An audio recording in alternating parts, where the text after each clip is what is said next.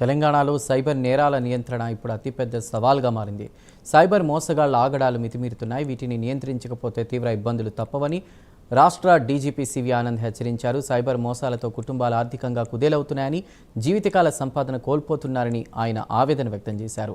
Telangana cyber security bureau కార్యాలయంలో కీలక సమీక్ష చేపట్టారు. సైబర్ ల్యాబ్లు, security operation centre, digital forensic విభాగాలను ఆయన స్వయంగా పరిశీలించారు. Telangana cyber security bureau director Shikha Goyal IPS ఆధునిక సాంకేతికత వినియోగం, దర్యాప్తు విధానాలను వివరించారు.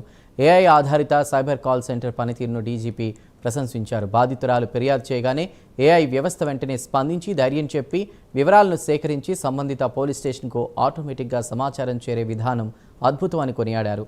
ప్రజలకు వేగవంతమైన సేవలు అందించేందుకు ఏఐ సేవలను విస్తరించాలని ఆయన సూచించారు.